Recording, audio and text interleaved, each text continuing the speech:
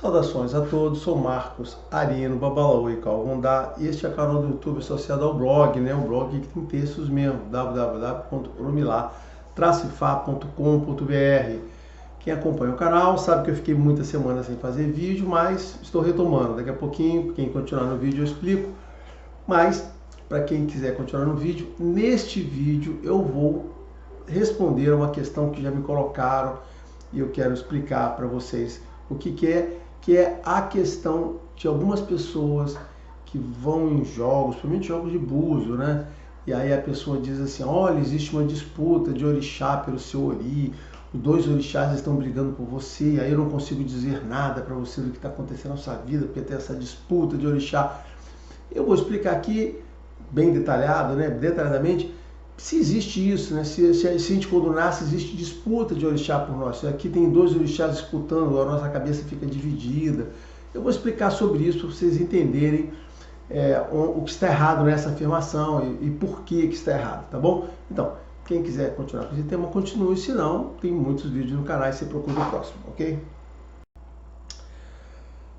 E bom, então vamos lá, né? Para os que continuaram, eu vou continuar a falar sobre o tema. Então, antes disso, só para explicar, né? Tem uma meia dúzia de pessoas que assistem o canal e às vezes comentam, tá? Que eu parei de produzir.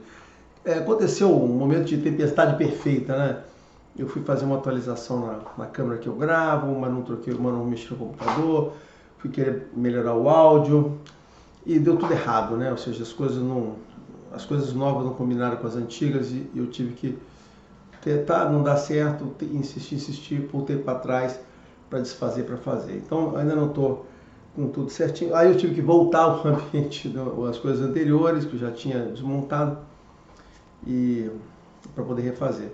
Aí juntou isso com muito trabalho, ocupações, um roteiro de um vídeo grande que eu queria fazer, ou seja, juntou várias coisas ali que eu acabei postergando, acabei não fazendo vídeo, né? Então estou falando isso para essa meia dúzia aqui, que comentou isso comigo, tá certo? Bom, que eu tinha deixado de publicar vídeo, então a intenção não era deixar de publicar.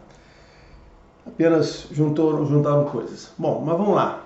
Vamos aos temas que interessam, né?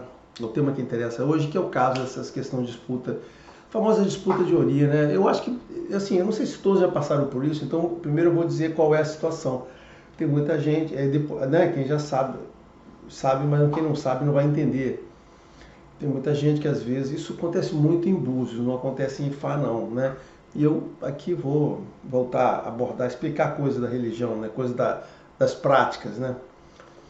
Para poder facilitar o entendimento de todo mundo. Tem muita gente que vai a jogo de Búzios, vai principalmente de candomblé, né? Eu acho que isso pode acontecer em Umbanda, mas não deveria, porque jogo de Búzios não faz parte da Umbanda, assim como Orixá não faz parte da Umbanda. Então nada aqui que eu falo aqui, em princípio, se aplicaria a Umbanda. No mundo real não é bem assim, né? Porque as pessoas misturam tudo, né? Mas,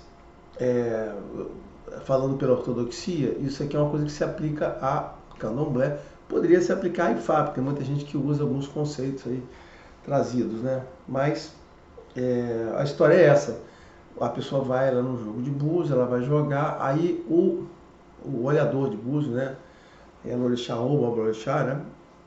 Dizem que essa pessoa tem uma disputa pelo ori dela, o ori está infinido, tem dois orixás que estão disputando o ori. Aí isso geralmente faz com que a pessoa interrompa o jogo, eu não posso jogar, não posso dizer nada do seu jogo, porque na realidade tem essa disputa. Aí ela diz, olha, então você tem que se iniciar para poder definir um. A partir dessa afirmação de que tem, essa afirmação errada, incorreta, de que tem dois orixás disputando o ori daquela pessoa, né? Várias coisas acontecem, né? Várias coisas. Uma delas, o cara diz, você tem que se iniciar para isso, ou você tem que fazer alguma coisa para aquilo, ou eu não consigo ler nada no jogo. E aí podem aparecer pessoas que fiquem com essa impressão de que existe essa situação, que você está aqui no mundo, né? Essa agora eu estou dizendo qual é o erro. A situação de que você estaria nesse mundo, nasceu e você teria nesse mundo aqui a definição de orixá. Ou seja, você estaria aqui e nesse mundo você estaria sendo escolhido por orixá. Aí eu posso até fazer uma extensão disso, né, do conceito, que é a questão de pessoas que acham ou entendem que ao irem para uma casa de candomblé, por exemplo, que for fazer uma feitura, uma iniciação, feitura, né? Eu gosto de fazer feitura porque iniciação é termo desses estrangeiros, cubanos e africanos. E que aquela pessoa que vai iniciar dele, a El Orixá, o Orixá, é que dariam para ele o Orixá, né? Colocariam lá. Então, ele escolheria, aí naquele processo seria dado. Então, o que eu vou explicar aqui agora, a gente pode derivar por esses caminhos aqui, tá? Para a gente explicar. Porque tudo é a mesma base, né? Nenhuma dessas coisas pode acontecer, né? E eu vou explicar por quê. Vamos lá. Onde está a origem disso? A origem disso está no conceito da formação da personalidade, da individualidade. E esse que eu estou falando para você, mais uma vez, e eu vou mais uma vez em relação a coisas que eu falo aqui, eu nunca invento nada, tudo que eu falo aqui são coisas que estão claramente documentadas na religião, não tem nenhuma análise, interpretação minha sobre isso, não tem nenhuma divagação. Eu falo coisas que eu aprendi, que eu estudei, e que eu estou reportando para vocês o conhecimento. Então, como é o processo? Antes da gente nascer, né, isso está documentado em autores nacionais e estrangeiros, que é o processo de nascimento e formação da individualidade. Dentro do candomblé, na década de 90, 2000, isso foi uma coisa muito forte, foi muito estudada, muito abordada, teve muito trabalho acadêmico sobre isso, a questão da individualidade, né? E nisso está o Ori, que é a junção dessa individualidade, né? Um dia eu vou falar sobre Ori aqui, eu vou falar sobre em pedaços sobre Ori, né? Porque não quero falar tudo de uma vez, fica bem complicado, bem denso. Eu vou falar em pedacinhos, mas isso, o Ori, né, esse conceito de Ori é o conceito que junta no Aê a nossa individualidade que nós trazemos do Orum, né? Então é o conceito lá. Aí vem a confusão da palavra Ori. O Ori é uma palavra que, dentro da religião, ele significa muita coisa, né? Muita coisa. A primeira coisa é que Ori significa a palavra Yorubá, cujo significado é apenas a parte do alto, né? O alto de alguma coisa, é Ori. Então, ela é usada de forma comum, né? O alto de uma árvore, Ori, Gui, né? O alto de uma montanha, Ori, ok. Então, se isso, qualquer coisa pode ter alto.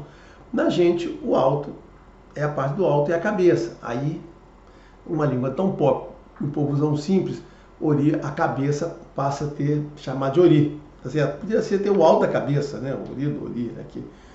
Mas a cabeça passa o significado de Ori. E aí esse é o significado físico, mas aí a religião trouxe para isso um significado espiritual, que no Ori, que ele chamou Ori núcleo, dentro da sua cabeça, aí ele chama assim, você carrega tudo aquilo que você vem do Orum para o Aê, para esta vida. Toda a sua energia, destinação, está tudo aqui dentro, aqui como se fosse uma cabaça espiritual, né? Eu lembro que todo mundo, eu falo sempre, né?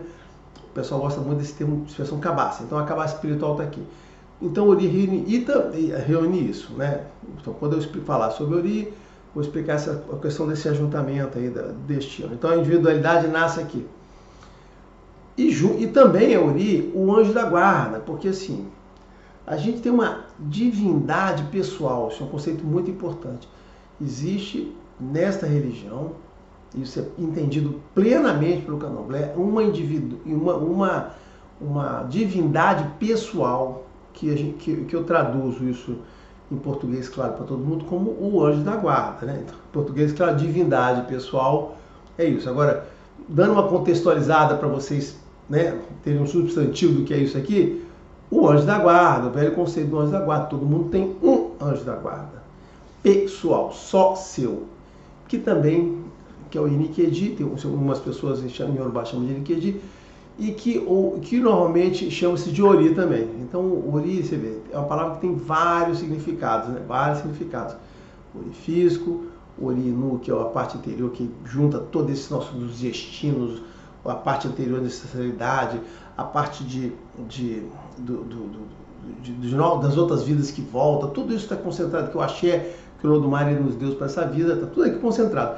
E mais o anjo da guarda. Então, quando a gente fala Ori, a gente nunca pode ficar até na dúvida do que você está falando. Eu estou falando o quê? Da divindade, estou falando daqui dentro. Então, é sempre uma coisa que você deve sempre contextualizar na sua conversa isso.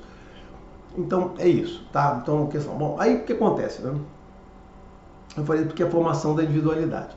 Vocês vão entender por que agora. Então, o entendimento é que, quando a gente... Como é que é o processo de nascimento? Aí vocês têm que entender isso para entender a questão do orixá. Que aí várias coisas vão se resolver, tá? Quando a gente vai nascer, é entendido claramente que existe um processo que acontece no Orum, que eu vou explicar quando eu falar de Ori, né?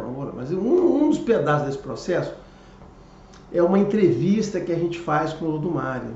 É isso aí, a gente vai a Deus e diz assim: Deus, olha só, eu quero... E com o objetivo, nós vamos lá pedir o nosso destino. É uma coisa muito interessante, né? A gente vai pedir o nosso destino, que é o que vai acontecer na nossa vida, que são os nossos objetivos.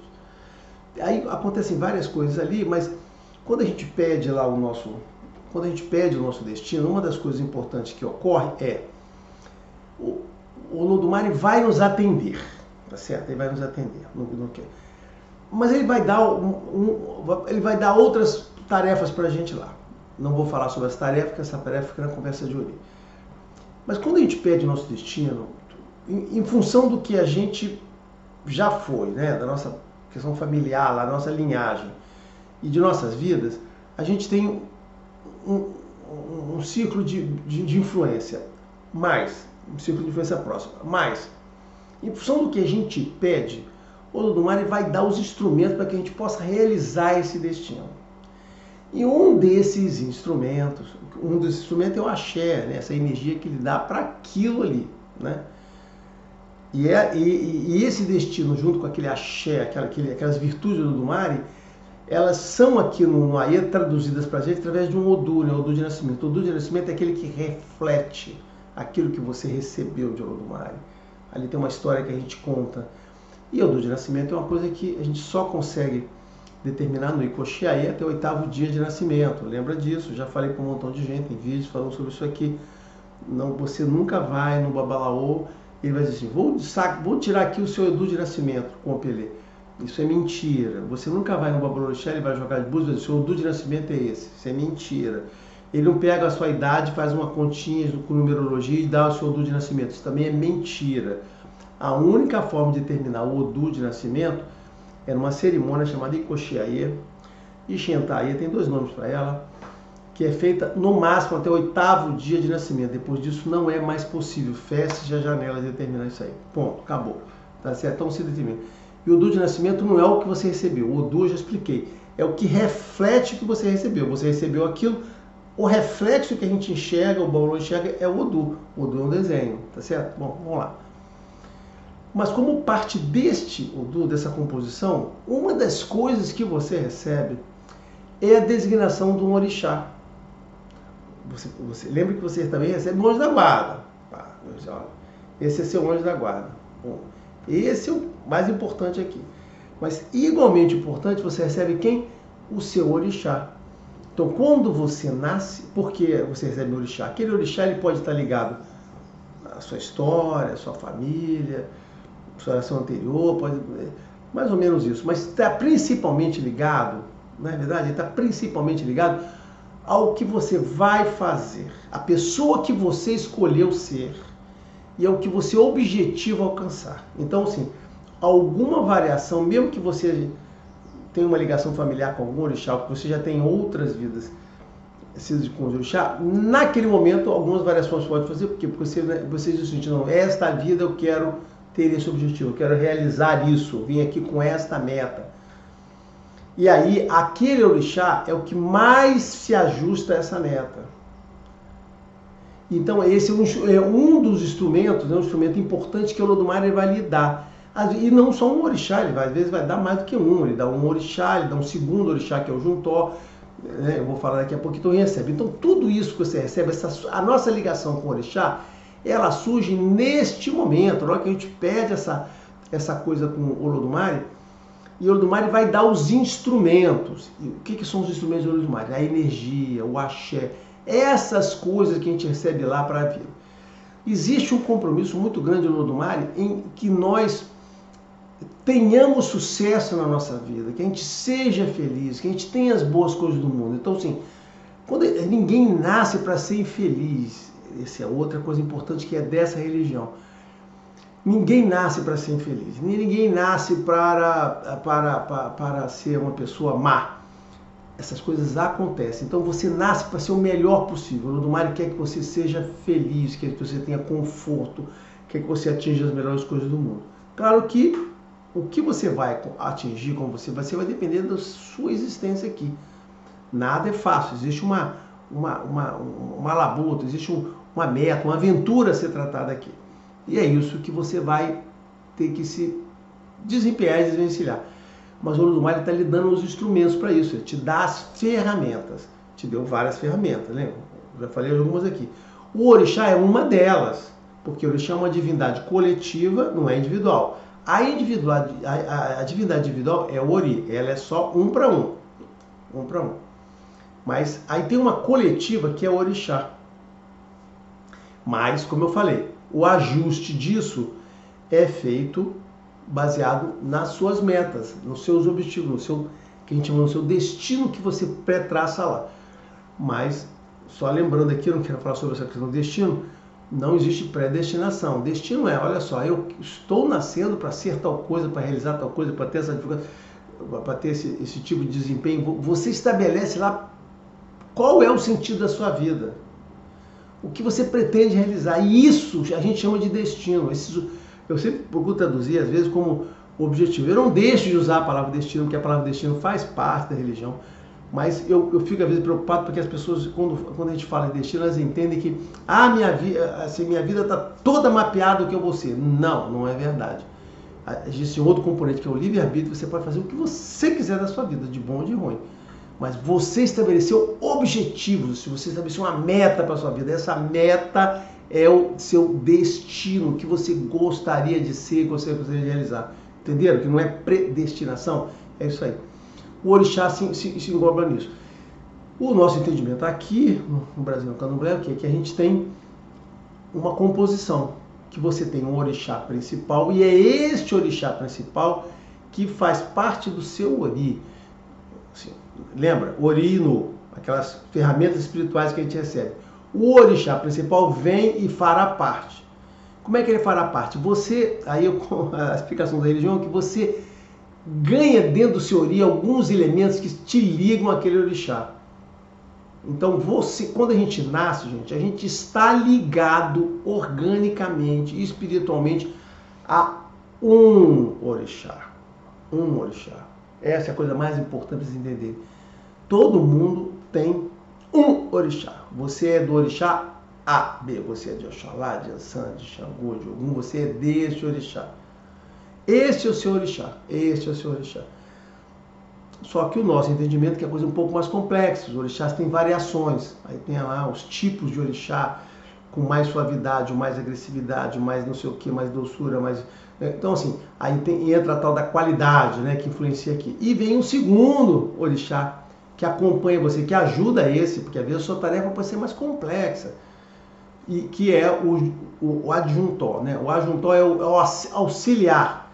Então, a gente sempre tem o orixá principal e o adjuntor. Esse é o entendimento que existe no candomblé Nagô, né, do Brasil, que é o candomblé Queto, o candomblé de origem Yorubá. Eu já falei que existem vários tipos de candomblé. E esse entendimento aqui é só no candomblé Nagô, né, no Queto, não é no Jeje, não é no Angola, porque esse pessoal lá, acho que o Jeje é outra religião. Angola não é nada, tá certo, né, mas é a cópia de outros. Mas o Nagô é isso. Então esse é o entendimento daqui. E esse entendimento eu vou dizer para vocês, estou falando que aqui Brasil, a gente é especialista nisso. Vocês não vão encontrar essa conversa aqui quando você fala com um cubano que não entende nada de orixá, com um africano que não entende nada de orixá. Tá? Aqui a gente entende.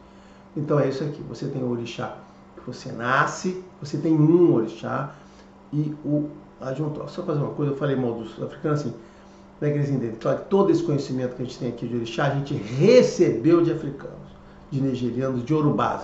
Quero só destacar isso para vocês. Eu vou escrever um texto muito longo, importante, vou fazer um vídeo sobre isso para falar sobre a origem do candomblé, onde ele nasceu, para acabar, eu já fiz alguns vídeos para acabar com essa conversa aqui de africanização. O candomblé é o mais africano possível. O candomblé é o mais africano possível. Tudo que a gente faz aqui, nós recebemos de africanos originais, lá em 1800, entre 1850 e 1910, 20, assim, nós recebemos de originais, até 1900, nós recebemos de iorubás originais. O que existe hoje, que não são os mesmos que estão lá hoje. Então hoje existe na África uma prática, que é o tal pessoal da tal da religião tradicional iorubá, né? Que é o seguinte, é o Wicca deles, alguém que é uma tradição que se formou lá, que assim, distante às vezes das raízes que nós aprendemos, tá certo? Bom, por isso que eu falo mal desse pessoal. Mas olha lá, então eu tô falando do entendimento, sempre eu quebrei isso aqui, mas era importante falar.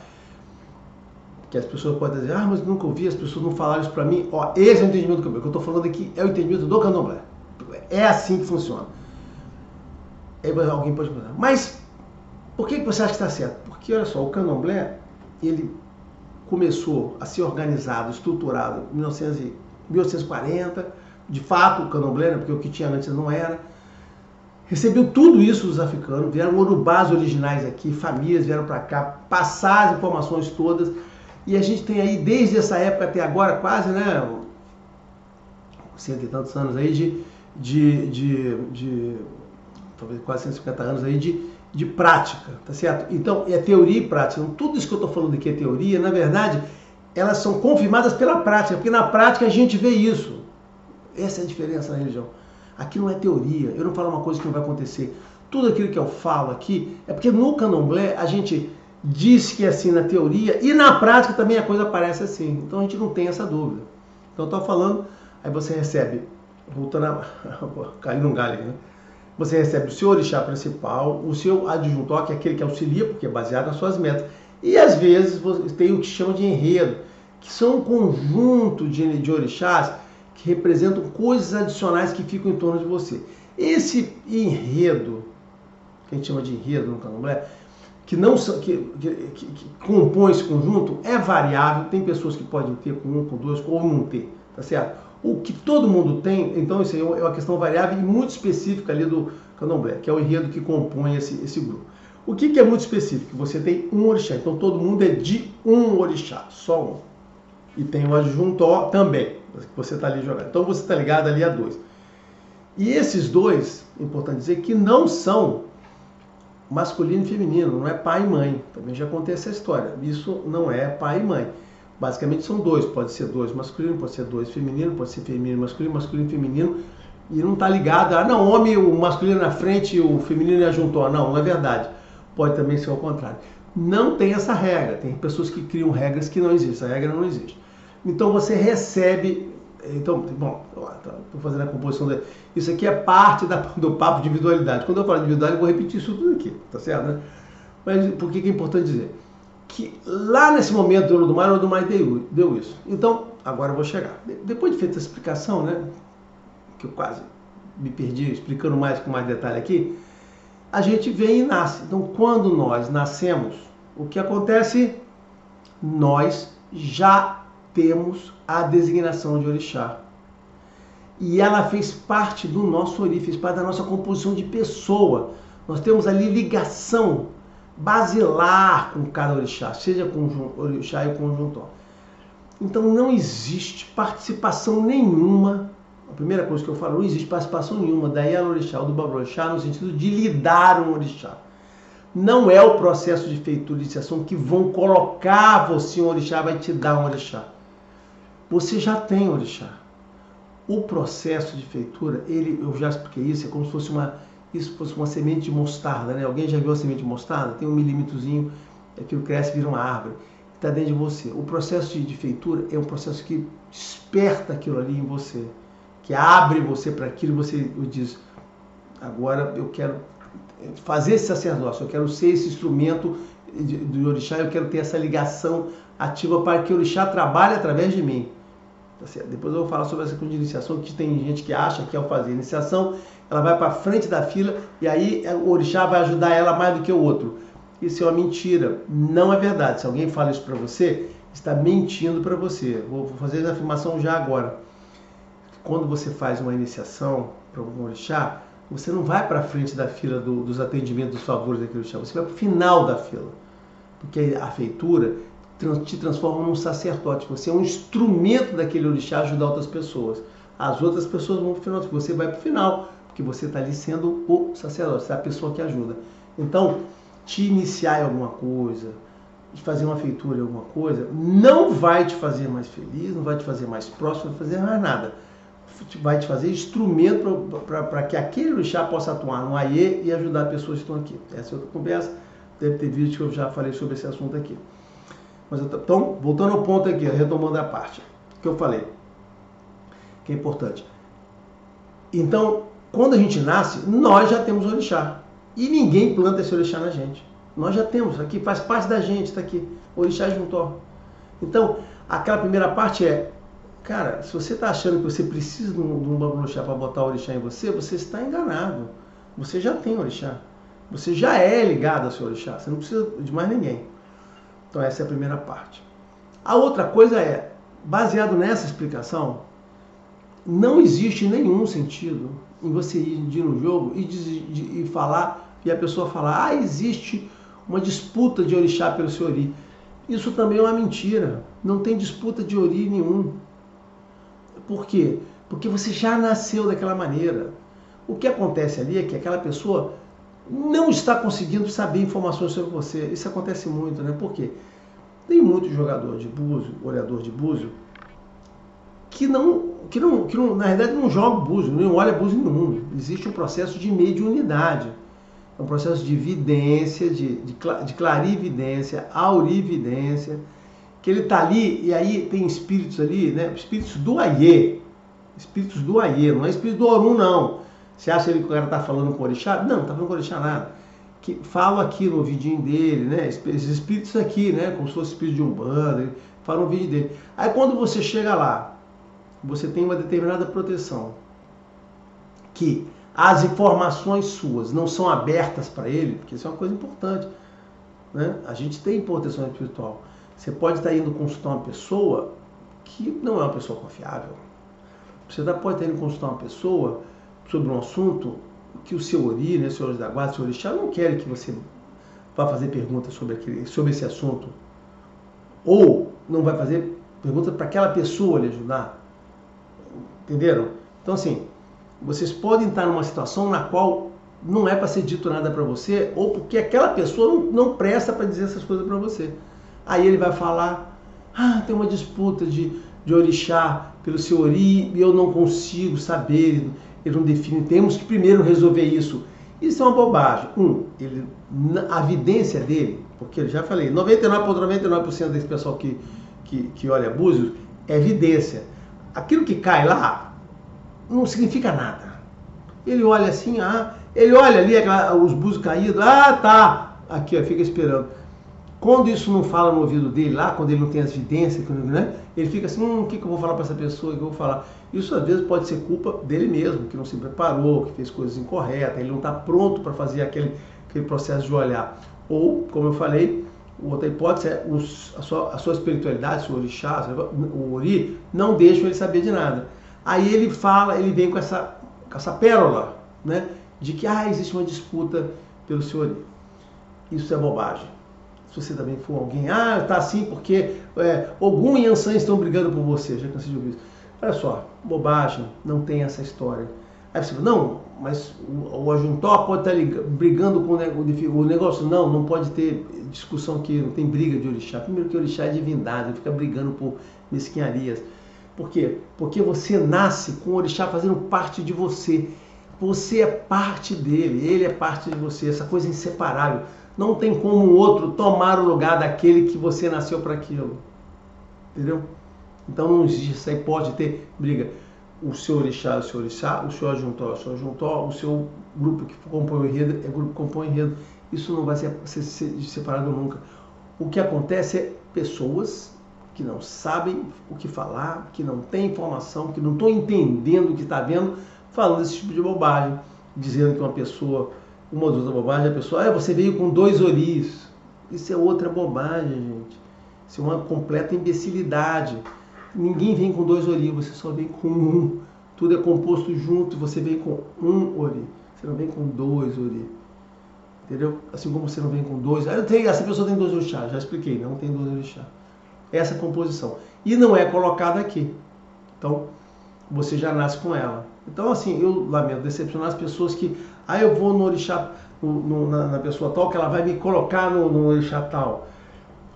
Lamento. Se você nasceu de Iemanjá, você vai ser de Iemanjá a vida toda até morrer, tá certo? Aí volta aqui também aquela questão de iniciações. Olha só, baseado nisso, esta bobagem de você ficar fazendo iniciação para um monte de orixá, é isso mesmo que eu falei, é só uma bobagem. Isso é um hábito de africanos que ficam querendo ganhar dinheiro de você, né? Aí ele fica, não, eu vou te iniciar para Ogum, eu vou te iniciar para Iansã. Olha só, isso não vai te ajudar em nada. Eu acho que é o contrário, vai lhe atrapalhar. Porque se você nasceu com um orixá, com um juntó, ou com reto, com um anjo da guarda, isso já foi escolhido para você, que isso já era. Olha só, você vai a Deus, Deus dá isso para você, então você já vem pronto para o que você necessita para a sua vida. Fazer outras iniciações, não tem efeito nenhum, porque você não pode ser iniciado para um orixá que já não é o seu. Assim, você pode estar fazendo ao contrário, você está trazendo para você energias e elementos que sejam proibidos para você, que sejam, que a gente chama de EO, sejam incompatíveis.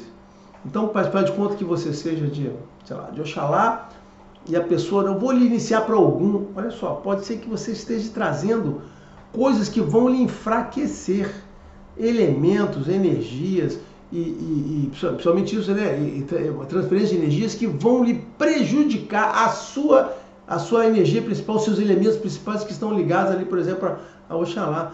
Pode ser que você seja de um Iansã, vou colocar Oxum na sua vida, vou colocar não sei o que, Omolu. Pode ser que não tenha nenhum vínculo. E pelo contrário, vai lhe atrapalhar. Você é de Omolu, então vou fazer uma iniciação para Xangô, não sei o que. Cara, isso pode trazer problemas para você. Então, iniciação em vários, para outros orixás, podem prejudicar você, pode ser responsável pelo seu fracasso, pelos seus erros, pelas suas infelicidades, né? A outra coisa, o que pode aliviar isso é que tem muito processo iniciático desse aí, que isso é placebo, né? Vocês estão indo um montão de gente aí, as pessoas fazem placebo, ninguém faz ali coisa de verdade. O cara passa um negocinho em você, você está iniciado aí para Iemanjá. O que era? Não, eu botei uns trocinhos aqui, esfreguei aqui, não sei o que, te dei te dou uma tigelinha aqui com as coisinhas dentro, pronto, já está iniciado. Aí você acha, me ensinei para iniciar. Não, foi um placebo. O cara te enganou, te chamou de trouxa, de idiota, e te deu lá, e você aceitou aquele negócio todo. Por quê? Porque é isso, porque você pertence a um orixá somente. Então não tem essa conversa olha só, a gente diz assim que o orixá é juntó, uma questão clássica, né? Porque na verdade você pertence a um orixá. O juntó é alguém que ajuda, você complementa na sua missão. Lembra? Já expliquei isso tudo, vou voltar aqui no ponto. Você pertence a um. Tá certo? Então, é isso. Essa conversa de ter 2 oris, ter orixá brigando pelo seu ori, de ter iniciação para colocar aquele orixá, não existe. Complementando, já estamos aqui esse tempo todo, podemos falar um pouquinho mais, até aquela história, né, que o pessoal diz assim, é possível fazer o orixá errado? Eu sempre digo assim, olha só, é muito difícil, quase impossível alguém fazer um orixá errado em você, apesar de eu cansar de ouvir gente falando, não, eu fui feita de algum, mas lá deitado na esteira, Iansã já se manifestava, Oxalá se manifestava lá, eu fico olhando essa história e falo assim, gente, eu digo assim, quem participou de processo de feitura no candomblé, Nagô, Queto, que sabe como é a ortodoxia, como é feito, como é que é a preparação, não sei o quê, quando ouve essas coisas, fala assim, cara, alguma coisa está errada, ou alguma coisa não foi feita certa. Porque o processo iniciático, a preparação, os ebós, o tempo, não sei o quê, aquilo tudo, te leva de forma inexorável ao seu orixá. Não tem como uma pessoa que é de orixá, Xangô, por exemplo, sentar no roncó para ser feita para, sei lá, Omolu, ou para, sei lá, Oxum. E aquele orixá não vai aparecer e dizer o seguinte: não, sou eu aqui. Por que eu estou falando isso? Porque você não precisa botar Xangô, Xangô já está ali dentro. Então você não pode fazer um montão de ritos ali para um orixá se aquele outro está ali e não vai falar nada, ele não vai se manifestar. Aí diga até mais. Assim, então eu não acredito nessa coisa de fazer para o orixá errado. Olha, você não pode ser feito. O que pode acontecer para você é o seguinte: você é de, por exemplo, você é de Oxalá e o cara te fez ritos de iniciação para algum. O que aquilo vai acontecer? Você vai continuar sendo de Oxalá.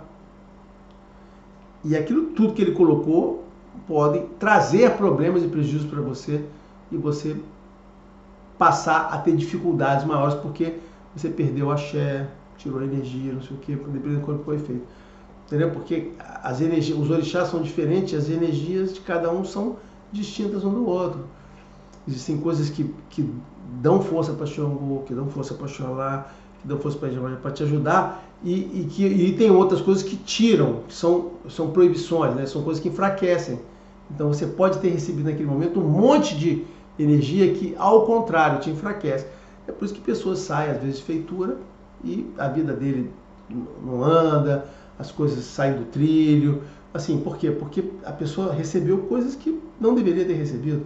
A grande questão é, mas naquele momento ali não houve uma manifestação, o orixá X não apareceu e disse, ó, você é meu ori e tal.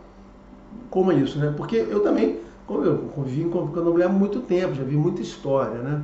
Já vi muita história. E nessa história que eu já vi isso. Gente que entrou para fazer Yansan, com tudo pronto, e saiu de Oxum. Ali no meio, não, tá. Aí a pessoa sai se desfazendo daquele negócio todo. Entendeu?